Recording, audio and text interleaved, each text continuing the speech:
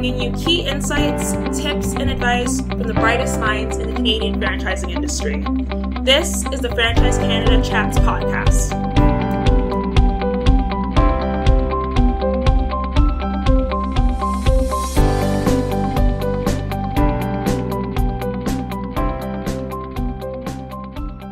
Hello and welcome to the Franchise Canada Chats podcast. My name's Trisha. And I'm Andrew. And thanks for tuning into another episode of the podcast where every week we sit down with franchisors and franchisees to help you learn more about the world of franchising. And today we're talking with Canadian franchise management consultant Wayne Maillet. For over 25 years, Wayne has delivered practical advice in all aspects of franchise operations to entrepreneurs across the globe. Prior to consulting, Wayne worked for established brands such as Keg Steakhouse, Uniglobe Travel, and Realty World. In this episode, we discuss his book, Franchising Demystified. You can purchase it at cfa.ca or with the CFA Starter Kit. We discuss the top 10 qualities of a successful franchisee, how to determine if franchising is the right fit for you, the signs of a strong franchise system, the methods franchisees can take advantage of to resolve its disputes, and so much more. So, without further ado, here's our podcast with Wayne Maillet. Hi Wayne, how are you doing? I am very well. How are you? I'm well, thank you. So let's just jump right in. Tell us about your background. Yeah, I have been involved in franchising now for over 32 years, since 1987. And I've been involved in numerous franchises in a variety of different industries. Although the businesses were different, I find the relationship and the principles of franchising have been the same. And what inspired you to write Franchising Demystified? Yeah, I often see franchisees have misunderstandings about franchising and what it entails, and it leads to frustration for both the franchisor and the franchisee.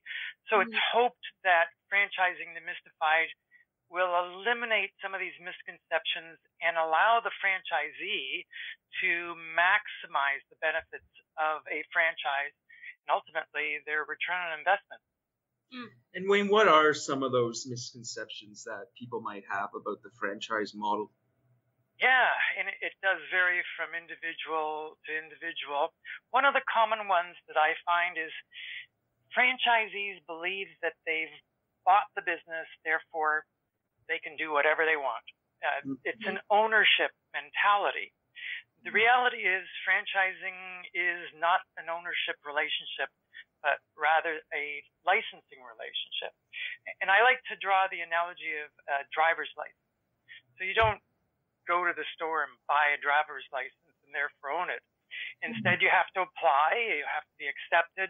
That driver's license has a term. At the end of the term, you have to renew your driver's license. And the driver's license comes with certain rights, the right to drive on the road, but it comes with obligations. You have to follow the rules of the road.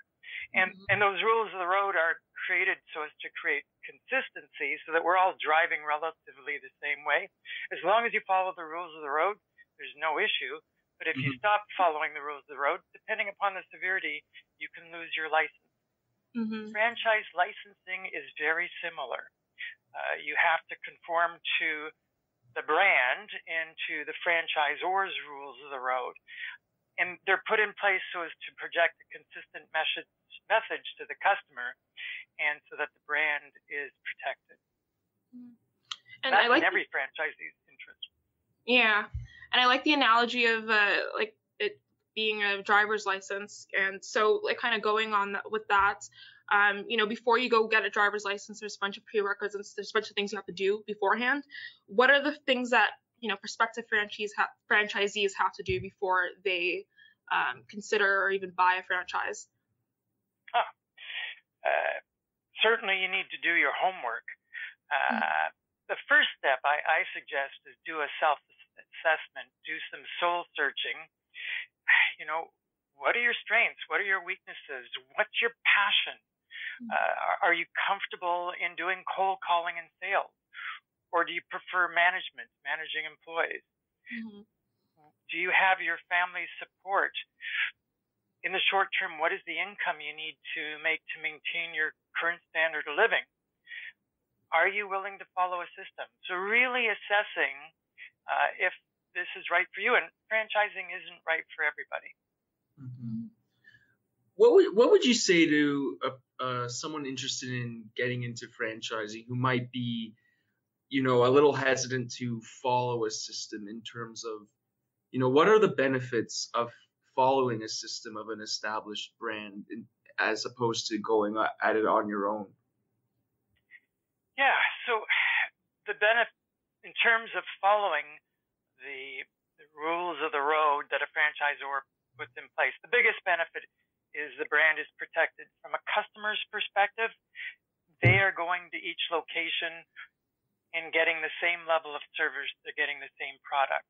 If every location was different, the brand would become diluted and you'd lose the benefit of a franchise. But some of the other benefits of a franchising is, in addition to becoming part of an established brand, or I should also clarify, a future established brand.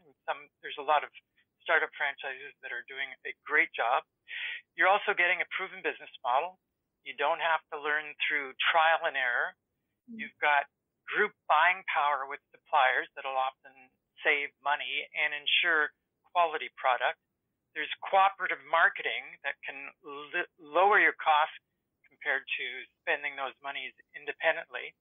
Ongoing operational support, initial training and ongoing training, research and development with the testing of new products and services, easier access to finance, access to higher profile locations, lots of benefits. Ultimately, you're still on your own, but you're not alone anymore. You've got a lot of support.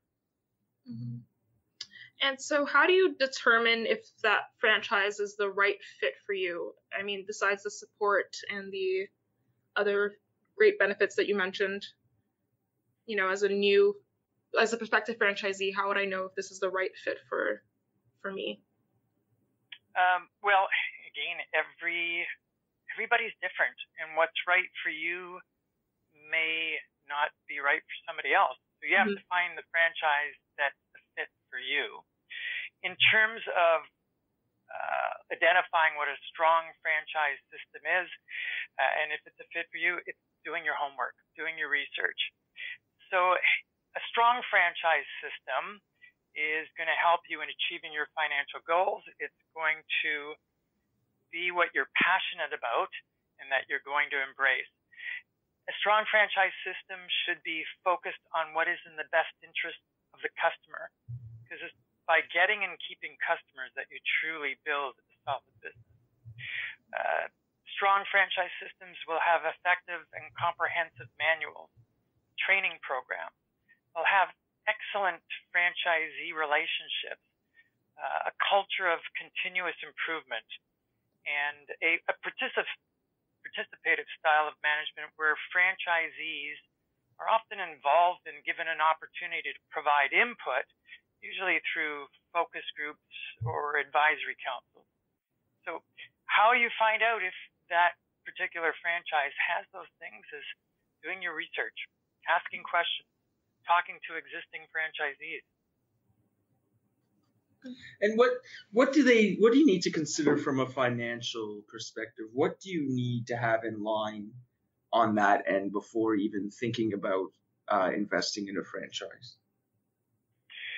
Well, first thing you need to do is determine how much money you have available that you're prepared to invest. What's your investment range? There's franchise opportunities in a wide variety of investment ranges. So by knowing what your investment dollars are, it's going to narrow down your choice, because there's hundreds of options. Mm-hmm.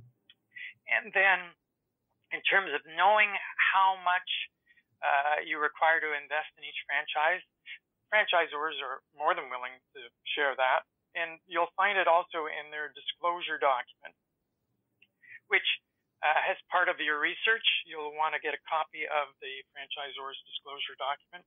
Mm-hmm. It's required by law. in certain provinces, but even if it's not required by law, if you ask most franchisors at some step of the review process, they're happy to give you a copy. In that disclosure, it outlines the total investment dollars and where those investment dollars go. And so part of a strong system, like you mentioned before, is training. And in your book, you outlined 2 types of training, ongoing and initial training. Can you tell us the difference between the 2? Yeah. So the initial training is really the foundation of a strong franchise system. The training and the manuals create consistent duplication of the business model. And a brand is strongest when the customer is having, as we talked about earlier, that same experience each time they visit one of the locations. Mm-hmm. It's this brand consistency, it's created through the training. Initial training is typically mandatory, and they'll even have in the franchise agreement that if you don't successfully complete it, you're often required to repeat the training until all the skills are learned. Wow. A little bit like that driver's license. Yeah. You can't get a driver's license without successfully completing the training. How long does that training usually last for initial training? It varies from a week to months. Okay. It depends on the brand, depends on the business, and it also depends on your background. If you have a background in the industry, sometimes they can shorten that training, but if you have no background in the industry, then it's going to take a little bit longer. You'd also asked about the ongoing training. Yeah. And ongoing, it's designed to continue to develop your skills as a franchisee and introduce new products or services. A license can sometimes be 5, 10, 15 years, and things change. So as a franchisee, you need to be trained in current new products, services, or system-wide enhancements, changes within the franchise. The other benefit of the ongoing training is providing training to your existing or new employees, and that can help you a lot. Sometimes the training is in class, but now it's often online through webinars or video files, so easy access. Would you see it as a red flag if franchise system didn't have ongoing, like they didn't offer ongoing training to their franchisees? Yeah, I can't imagine. Every franchisor that I've been involved in, it has some ongoing training. Now it might be formal, it might be informal, but when your business coach is visiting your location, they're often providing training, or it might be an annual conference where the training is introduced to all the franchisees at the same time through a conference. But if there was no ongoing training, that would indicate that there's no ongoing development of the brand. And so the brand could become dated. I'd be concerned. Yeah, okay.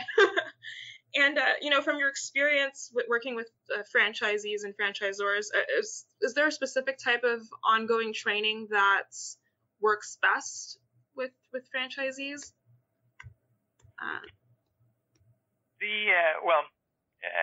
In addition to in-class training, some of the best training is actual practical experience. So working at an existing location is excellent training. Got it. And when you mentioned that, a lot of the training is dependent on that particular franchisee's experience, how important is it that the franchisee has a background in whatever category they're investing in? Do you necessarily need to be, involved in health and fitness, for example, to invest in a health and fitness franchise, or are there even some benefits to, going in, without any experience in that particular field? Yeah, and Andrew, sometimes having experience in that particular field can be a challenge because now you have to maybe unlearn certain things and be receptive to new approaches. There's really no specific education or experience that's required to apply for a franchise. In most cases, experience can be learned. It can be experienced. Ultimately, it's your abilities and your personal qualities that will dictate your success. And then franchisors, as part of a review process, they're interviewing you to determine if you have those qualities. Mm-hmm. And like, in fact, we spoke to a franchisor in the the home maintenance field, and they actually said they prefer people with no experience in home. Why might that be preferable? Well, as I mentioned earlier, it's because you've got to reteach them. And some people, they're so, it's so ingrained in them that it's difficult to get them out of those habits and doing something new. But there's other franchises where they do require specific training before they would award you a franchise. Mm-hmm. So every franchise is different. And it's one of the questions you got to ask when you're looking at a brand. Right. Yeah. So I know one of my favorite parts in the book is chapter 3, when you outline the top 10 qualities of a successful franchisee. We're not going to go through all of them, but if I can throw like one at you, like each maybe 5 qualities, and then if you could explain each one in detail about why it's important for a franchisee to have that quality. So the first one here is ownership, accountability, and responsibility. Yeah. So successful franchisees understand that ultimately they're responsible for their success. They take ownership, as opposed to others that might place blame, make excuses, or be in denial. When you're faced with a challenge, the strong franchisee will say, okay, they take ownership and say, okay, how am I going to fix this? There's resources and there's help, but ultimately that franchisee is responsible. Mm-hmm.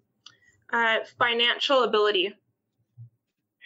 Yeah, one of the biggest reasons why businesses fail, one of the reasons, is they're undercapitalized. So you want to ensure that you have sufficient funds to finance the creation of the business and allow for the working capital during the startup phase of the business. Because you may not be profitable right from day one. So you need the funds to carry you until the business is generating positive cash flow. Mm-hmm. Customer service focus. Ultimately, business success is about attracting and retaining customers. This is how you build a long-term viable business. And if you focus on the customer, everything else, there's flexibility, but it's the customer that's going to make a difference. Mm-hmm. Realistic expectations. Yeah.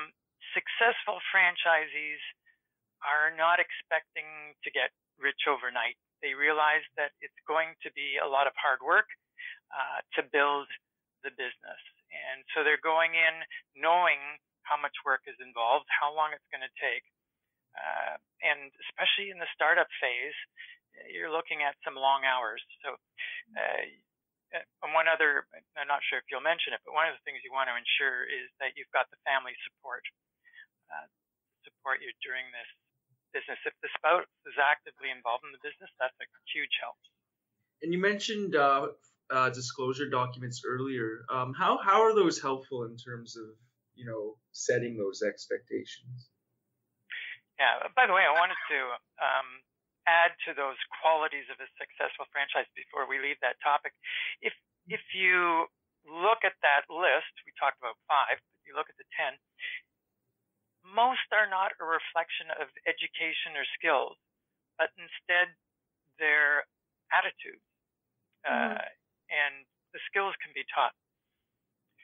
Okay, Andrew, what was your other question? Sorry, I got distracted. I wasn't trying to divert. I was just, speaking in terms of expectations. Because I know disclosure documents might provide some insight there in terms of preparing a franchisee for what might lie ahead in terms of financial gain, that type of thing. So how are franchise disclosure documents helpful in that regard? Yeah. So the disclosure document has, in many cases, they do not provide earnings claims. I'd say today it's about 50%. So in some cases you can get a sense of how much money you're going to make, but not always. But where there's other information is invaluable is things like it'll give you a copy of the franchise agreement.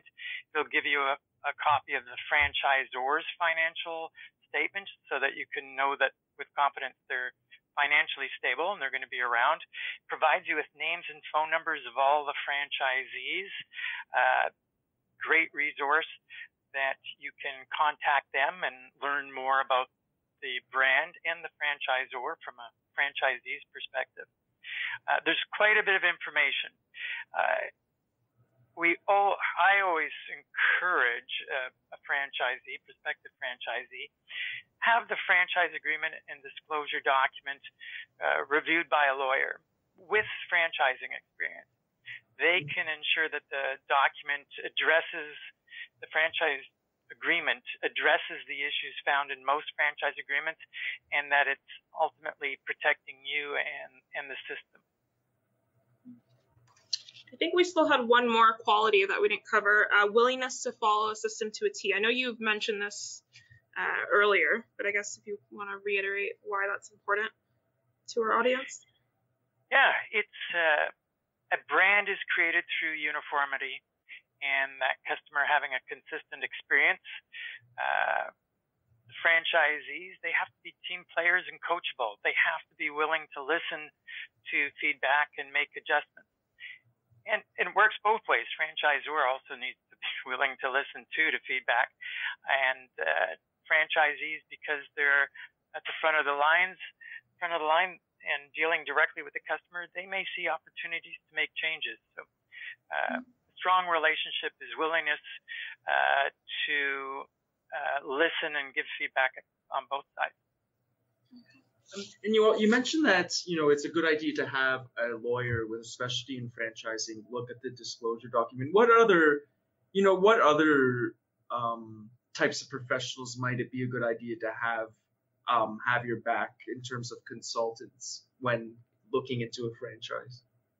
Yeah, an accountant can help you in terms of putting together projections, making sure that you've addressed all the expenses, you haven't missed something, and helping you in hopefully that accountant has dealt with other startup businesses so they can get a sense of what's realistic in terms of growth to build a business to the point of generating positive cash flow. Another resource is a franchise consultant. They can often help you in considering opportunities that you might not have considered, and also doing that assessment where you do some soul searching to find out what's going to be the best business for you. What are your strengths? What are your weaknesses? What's your passion? Probably the best resource, franchisor obviously, is the franchisees. Talking to the franchisees, asking them questions. And you're going to discover with pretty well every franchise system I've been involved in, there's some franchisees that are extremely happy. It's exceeding their expectations. And then there's other franchisees where it's not meeting their expectations and they may not be happy.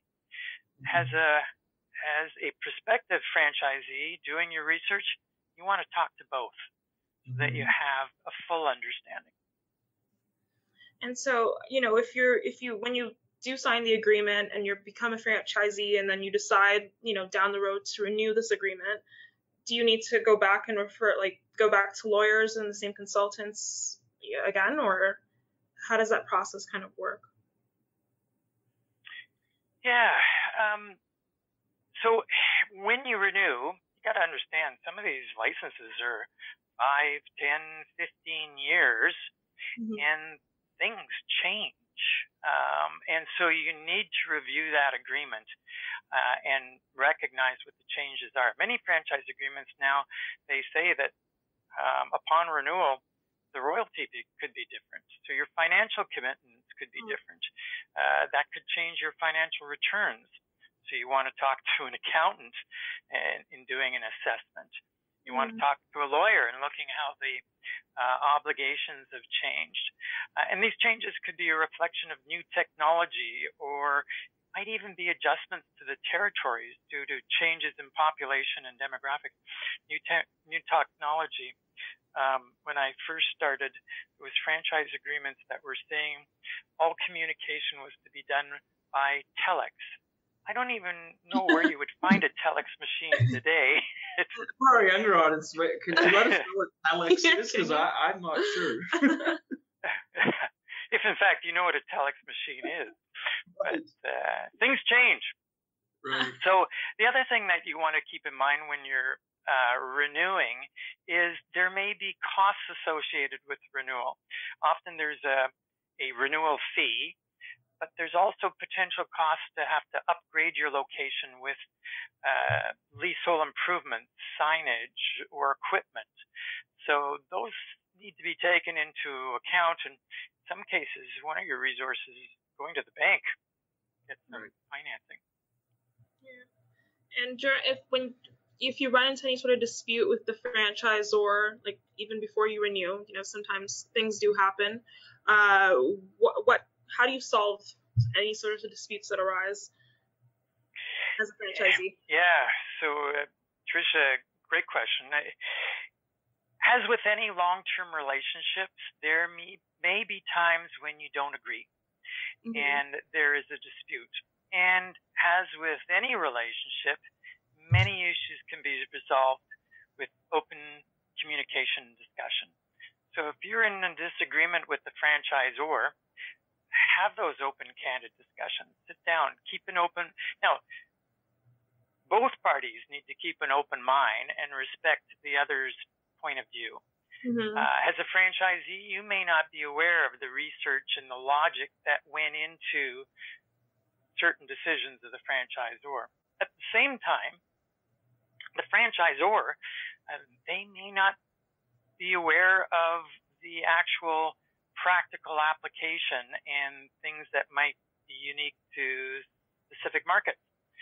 So our operational issues. So both parties need to keep an open mind and be prepared to listen. Now, if either party is not prepared to have open communication, you do have other options. The Canadian Franchise Association has an ombudsman. How do you pronounce that? Ombudsman? No. Sorry? Is it ombudsman or ombudsman? Ombudsman, I believe. There you go. So it's a free program for its association members, and both the franchisee or the franchisor may contact this program, who will listen to both sides and try to facilitate this communication and exploring alternative resolutions. If that doesn't work, then there's mediation, which is non-binding, and it's done through a professional mediator to help in providing solutions. Or there's arbitration, which is binding, and it's facilitated usually by a lawyer or a judge. Okay. If you still can't find agreement, then there's the option of last resort, which is going to court. That can be very costly, time-consuming, and it can take sometimes years. And it's very hard at that point to maintain an ongoing relationship. Wow. Are there any ways to minimize some sort of any sort of these franchisor disputes beforehand? Is there communication? I think is key, and that'll avoid a lot of the disputes. Often the dispute is a result of a misunderstanding or just a lack of communication. I think maybe what Tricia is playing on is perhaps, a franchisee maybe not agreeing with, a system-wide initiative. What could be done there if a franchisee feels that, a new initiative isn't right for their particular unit, for example? Yeah, same solution. It's sitting down with the franchisor, having that open, candid conversation, and be open-minded and respectful of both points of view. So you might not be aware of the research and the logic that went into that new product or that new service. Mm-hmm. At the same time, franchisor may not be aware of certain operational issues or differences in markets. So it's open-minded on both sides. Right. I guess what I'm asking. Yeah. Go ahead.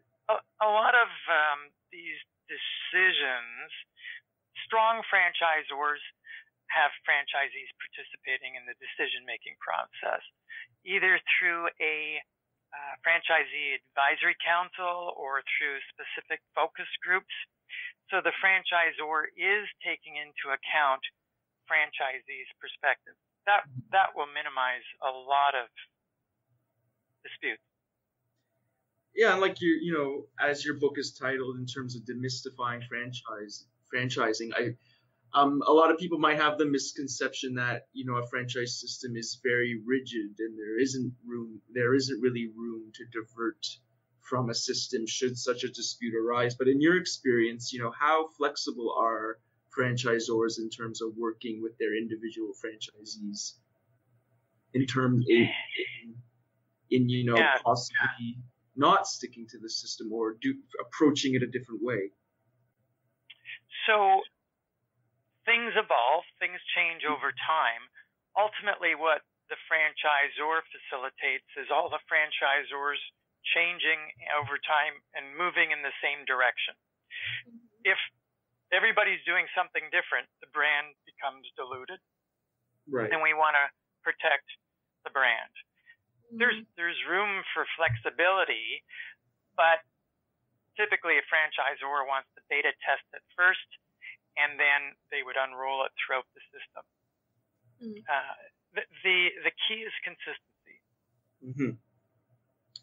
So when franchising when you're a successful franchisee, and it's going really well, you usually use suppliers and you have the help of support services to keep the business running. But in your book, you talk about the dangers of using non-approved suppliers. Can you talk about that and what are the steps that franchisees can take to avoid situations? Yeah, the danger of non-approved suppliers is if all the franchisees are using different suppliers, the franchisees lose that volume pricing, which is a great benefit of a franchise. Also, the product consistency gets diminished. Quality of the products could be different from supplier to supplier. And from a franchisor's perspective, they can't manage that anymore because of all the different suppliers. Now, if a franchisee finds another supplier that has better pricing and or better quality product, let the franchisor know. And then they can use that to go to the existing supplier and say, hey, we need to make some changes. And if that existing supplier is not prepared or able to make those changes, then the franchisor can change suppliers so that all the franchisees can benefit from that lower price or better quality product. That's the great thing about a franchise is you're on your own, but you're not alone. You have everybody working on your behalf to help you. It's like we say here, you're in business for yourself, but not by yourself. Yes. Right. Yeah. So I guess can you sum up why franchising is an ideal career choice? Franchising has had huge success and has allowed many individuals to achieve their dream and their goals. A franchise supports you in building your business. You still have to build it. It provides you a vehicle to achieve what you want out in life. It may be long-term providing more flexible lifestyle, and it may provide a greater income. It can provide you with job security, which in certain provinces right now, they're looking for job security. the ability to build an asset that you can turn over to your children, or you can sell, and that could contribute to your retirement. There's a lot of benefits to franchising. So what would your number... as being a career choice. Okay, perfect. And so what would your number one piece of advice be for anyone looking to become a franchisee? Yeah, don't make your business decision based on misinformation or misconceptions. Mm-hmm. Not all franchises are the same, and we've talked generalities today. Most franchisors have a process to guide you through the exploration of their particular franchise. Mm-hmm. Take your time to do your due diligence and your research and find the opportunity that's right for you. Every opportunity is different. Talk to existing franchisees in the system. Use the resources of a franchise consultant, a lawyer, an accountant. Even the Canadian Franchise Association, they have a fabulous website where it lists all the members of the CFA, and it's broken down by product category and investment range, so you can see all the opportunities that are available to you. Wayne, would you like to, do a little franchise fun? This is a segment where we ask you some, questions to get to know you on a more personal level. Oh, wow. Yeah. Cool. Is that... you didn't send me those. No, we didn't. We like to call these sentence starters, so I'll just throw half a sentence your way, and if you could just complete it, that will be having franchise fun. I'll try. Okay. The most interesting thing you've done recently is? Travel to Italy for 3 weeks. It was fun. And in its best form, work is? Doing what you have a passion for, enjoying it, where it's not really work. I get up every day and I love what I do. And we have to, we've touched on it throughout the podcast, but, if in one sentence, what is a good franchisee? A good franchisee is a franchisee that's prepared to follow a system and recognizes that their success is ultimately dependent upon them and their efforts. And the same for a good franchisor. Yes. Yeah. Franchisor is doing what's not in the best interest of the franchisor, maybe not what's in the best interest of the franchisee, but ultimately what's in the best interest of the customer and in getting and generating customers. Although every perspective needs to be considered, the franchisor, the customer is ultimately what makes the difference in success. And what is the most important thing in life to you? That's a deep one. Holy cow. Health and happiness. Nice. What is one of the most enjoyable things you do when you're not, in franchising? Traveling. Again. And what is the hardest thing for you to do?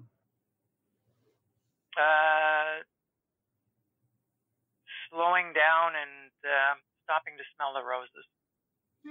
And who has had the most positive influence on you as, a franchise professional?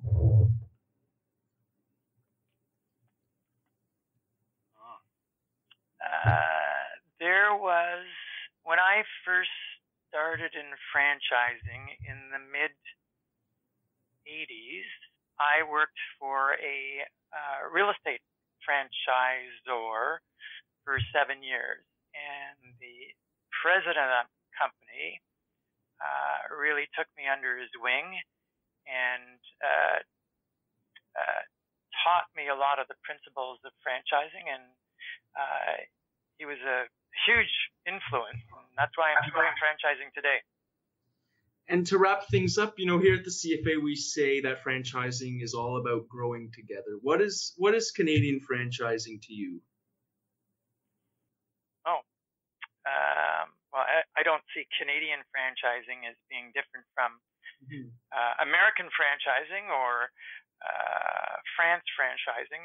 Around the world, the principles are the same. and it's creating uniformity where we can accomplish more in business than we can if we each operated independently.